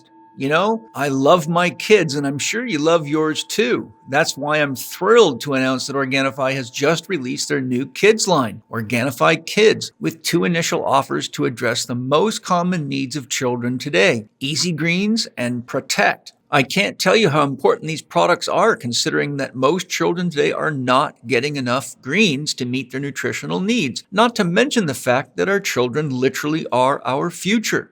I recently watched an interview with Zen Honeycutt, founder of Moms Across America. She and a panel of experts exposed the fact that most kids' school lunch programs contracted out to fast food corporations, and if that's not bad enough, she ran lab tests on a significant number of kids' school lunches and found that not only was the food very devitalized, but that it was absolutely loaded with high levels of many dangerous pesticides, including glyphosate. As I show in my book, How to Eat, Move, and Be Healthy, most of these pesticides not only disrupt normal hormonal function, they can also cause abnormal growth and development and are commonly linked to cancer, and we have the highest rates of cancer in children in history right now.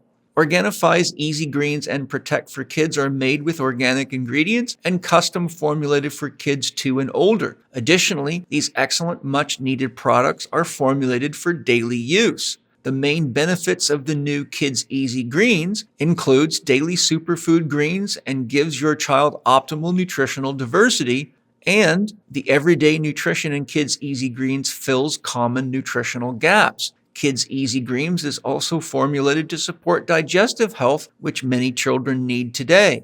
The main ingredients in Organifi Kids Easy Greens are nutrient-rich veggies including carrot, broccoli sprouts, spinach, and beet, superfoods moringa and chlorella. Digestive support includes digestive enzymes, probiotics, and fiber. Additionally, Organifi's new Protect for Kids offers fast-acting immune support formulated for kids that is gentle enough for daily use. So with Organifi Protect for Kids, you can rest assured their immune system is always being supported. The main ingredients that Protect offers for your kids are orange and acerola cherry, powerful sources of vitamin C and antioxidants. Astragalus, a potent adaptogenic root used to support and boost the immune system. Elderberry, an antioxidant plant nutrient that supports the body's defenses against illness. Propolis, the bodyguard of the beehive, can help naturally prevent sickness and naturally modulate the immune system. These excellent kids' products not only taste fantastic and are low in sugar, they're very easy to use. Just add them to a glass of water or your favorite juice and stir. To get your kids the nutrition and immune support they need and deserve, go to Organifi.com/CHEK20. That's ORGANIFI.com/CHEK20. And on checkout, use the promo code capital C, capital H, capital E, capital K20 for 20% off. It gives me great joy knowing I can help you find excellent organic nutrition and immune support for your children so they can be as healthy as my kids are. One of the things I'm going to start doing is I'll have my son, because he's old enough to be thinking at this level. Zoe's still, not even 5 yet. But I'll say, I want you to pull a card. I might do this in the morning with him. And then I'm going to ask him, where in your life or in any of the stories you've read or movies you've watched, can you identify this character? So Hercules, who do you know that's really strong, but tends to use their force instead of being connected to their emotions? Uh-huh. My Absolutely. luck, he'd say you, Dad.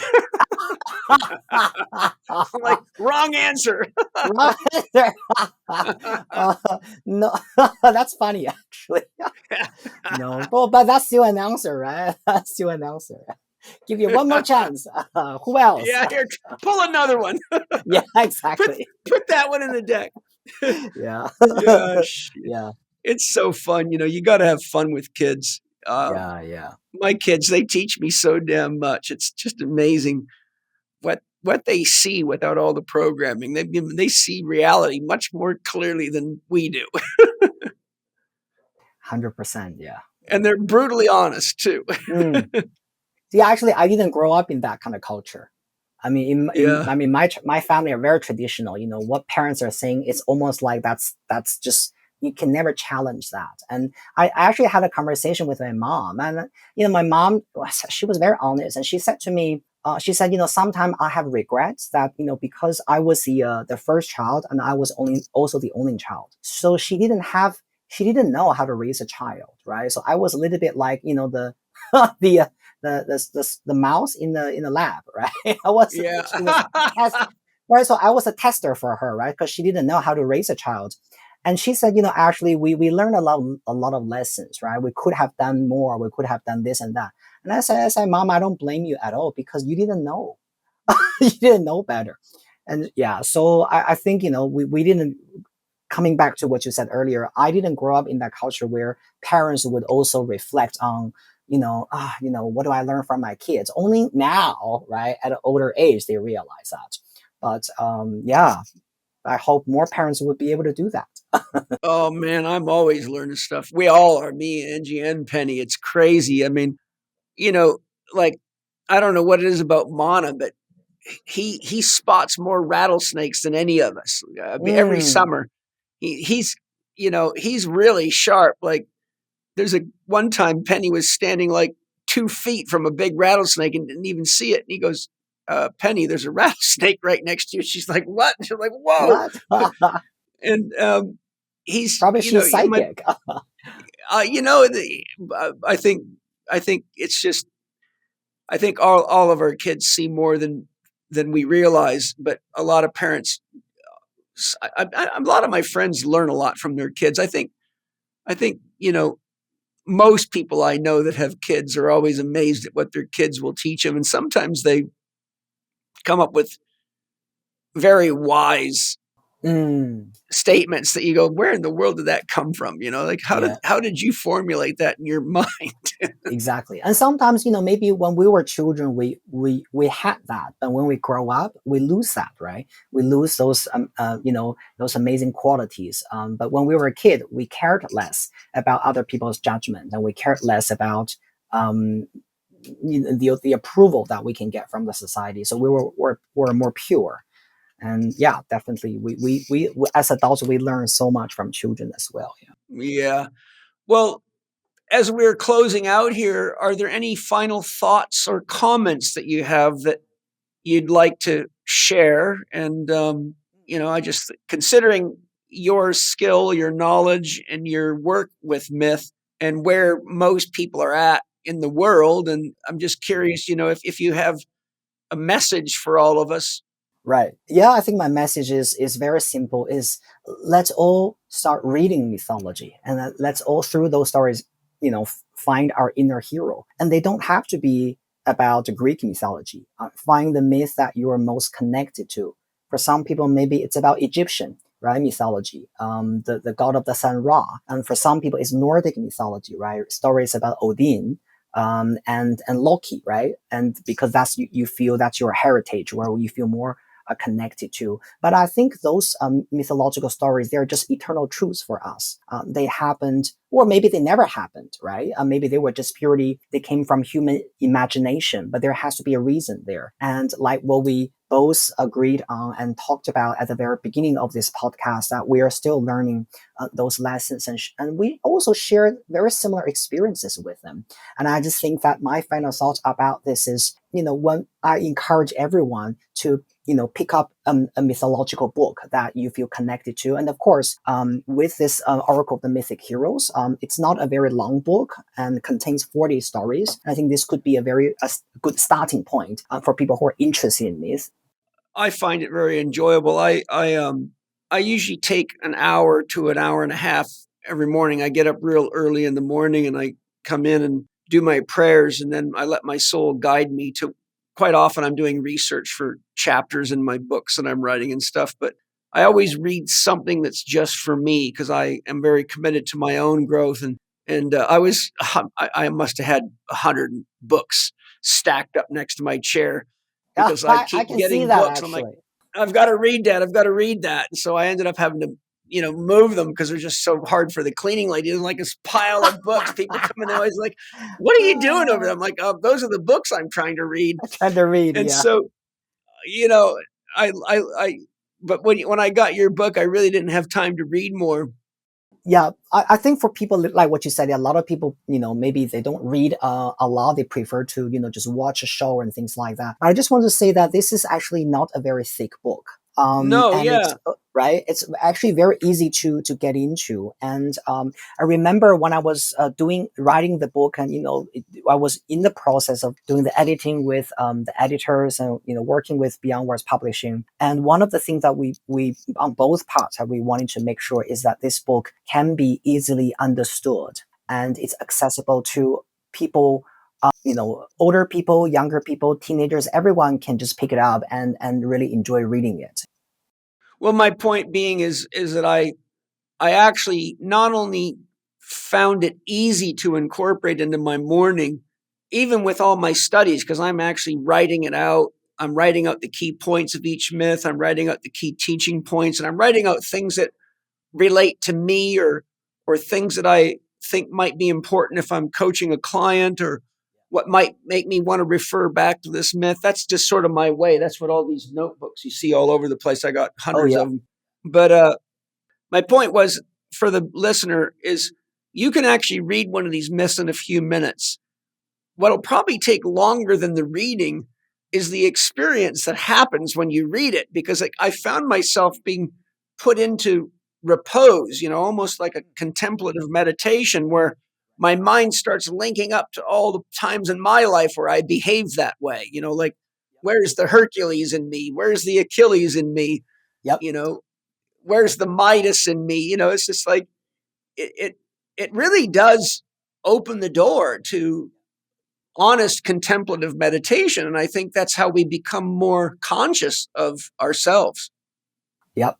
Absolutely, yeah, 100%. So where can people find the deck? I mean, I know where I got it, but I want to give you a chance if there's a specific place that you'd like to people to get it so you can make more money than on Amazon or Well, I think definitely. I mean, if Amazon is definitely a well-known website, right? A lot of people buy stuff from there, so you can find Oracle of the Mythic Heroes easily on Amazon. You can just search the name, or you can search my name, Letao Wang, Letaowang, and you will be able to find this Oracle deck. You can also purchase this from the publisher's website, Beyond Words Publishing. They will also, be able to do the shipping for you. Yeah. And why don't you share what services you offer? Because you do actually do coach people online Correct. and you Yes. can take people from all over the world. And, I can tell you from reading your book, I mean, anyone listening to this now knows you're a deep guy and have a lot to offer. I mean, I was really impressed reading. I think one of the best parts of your guidebook is the actual teaching sessions and your case histories. And I think a lot of people might like to get a mythical reading and just or even have you do various interpretations for them. And I really Absolutely. Yeah. feel very good about directing people to you because I have a very strong inner compass and I sense the real deal when I'm with them. And I've enjoyed every minute I've been able to spend with you. How old are you, Letao? Because you sure have a hell of a lot of wisdom for a guy that looks like he's not very old. I'm 40 actually. Yeah. 40. Okay. Yeah. Yeah. You, Yeah. you, Yeah. you look like you're about 32. Well, I think it's the video filter. Yeah. No, Well, well, keep yeah. it up. Thank you. No, Thank you. I don't think so. Yeah. Yeah, 40, you've had time to really digest some stuff. I can remember when I was 40, that was a while back. Um, Yeah. So yeah, definitely. So people can find me actually also through my website, www.thehealingkingdom.com. the Healing Kingdom. Yeah, correct. Yeah, and people can contact me through my through my website, email, and they can book a Zoom session with me. Yeah. Great. Are there other services what specific services do you offer? So my service is called spiritual counseling. And like, for example, a lot of readers, yeah, maybe on their website, they will say something like, if you want astrology reading, it's this, right? You click here, or you can have a tarot reading with me, or you can do this and do that, or if there's a Reiki session. For me, I don't really separate these things because the purpose is it's about understanding the client's psychology and help them, Right. right, overcome their blockages. And so we don't really choose what method for the session. Literally during the session, the first 10 minutes is about conversation and diagnosis and understanding what's happening, and then based on my intuition, I will choose the right method to work with a client together Good. on their issues, right? So we call this spiritual counseling. And that's the service. Instead of saying we do tarot, we do astrology, we do numerology, it's for me, it's all just different tools that we pick up. Yeah. That's how I work too. Yeah. And do you normally work with clients like maybe if someone's going through a midlife crisis or depression, do you work with them over a period of time, or are you typically just doing a reading and that's it? No, so because the counseling usually requires more than one session, right? But Of for course, the yeah. third session, yeah, usually for the first session, I will let my clients to get a feeling about how it feels to work with me.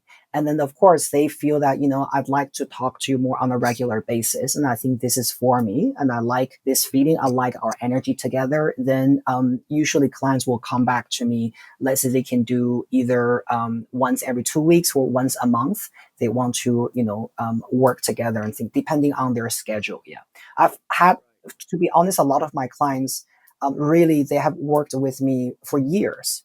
And I think you can definitely resonate with that. You see their progress, you see how they have developed and how they have evolved from, years ago. And it's such a huge reward, right? To us to see that progress. It is, And yes. It yeah, is. yeah. Sometimes you also see clients who don't evolve after Well, many yeah, years. You can lead a horse to water, but you can't make it drink, Yeah, right? yeah, We all yeah, have yeah, those. Yeah. And yeah. that's why I tell my students when I'm teaching, remember there's 4 kinds of patients in the world. Those that listen, Uh-huh. do what you guide them to do, who are ready to heal. Mm, Those that have egos so big they'll never listen to you and they'll always just keep doing what they were doing and complain to you that nothing's working. mm, Those who are so identified with their disease or their pathology that they don't want to heal because they won't know who they are without their mm. pathology, and they're often getting mileage out of it. They're getting power out of it. Right, right. And the fourth, those whose time it has come to die, and no matter how good you are, you won't save them. Interesting. Interesting. And I've looked at this for many, many years, and that's pretty much the 4 kinds of people that I've seen in the world. I hear you. Yeah. And of course, I think part of the thing is, as a counselor, or let's say as a therapist, right? And what we can bring to the table, that's definitely a big part of it. But this is really a teamwork. This is 100% a teamwork. And yeah, and so, definitely I've seen clients who I think some clients, they are really eager to work with you, and that's great. That's beautiful teamwork. And you see improvement on both sides. It's not just about them improving, but as a therapist, we also gain so much wisdom from them. And that's just such a beautiful thing, to see. But sometimes you just realize that they're not changing, they're resisting, and it's just straining for on both sides as well. So I think, if someone who is listening to this podcast, who is looking to make a transformation in their life, who is really ready to work on those, and I would definitely say that, and if you meet a great therapist, this is going to be such a mutually empowering experience. Yeah, it is very mutual. There's, I don't think you can really do therapy without it being a team effort. It has to 100%. Yeah. both. If the therapist isn't willing to grow, then they're just turning the client into an object that they're going to move around like a hockey player moves the hockey puck. Exactly. Yeah. Yeah. So, well, fantastic, Letao. I mean, I've been waiting for this. I wanted to for me, it's just an excuse to have a good rap session with you and share it with everybody. So, you know, what a great joy. I know you've got another book you're working on, so I'm super excited for that one to come out so I can read it and get you back on here and talk about that. You want to tell us a little snapshot of that one? Sure. So the next oracle deck is called the Oracle of the Celestial Deities, and that oracle deck is going to be focused on the immortals, right?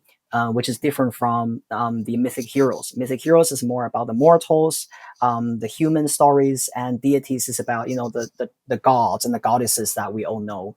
And Oracle of the Celestial Deities will come out onto the market in June this year. So Oh, yeah, I good. will definitely keep you guys updated. Yeah, Yeah, send me a review copy if you could, and I'll will do. get through it, 100%. and then Yeah. we'll have another good rap session. I'll read it as fast as I can.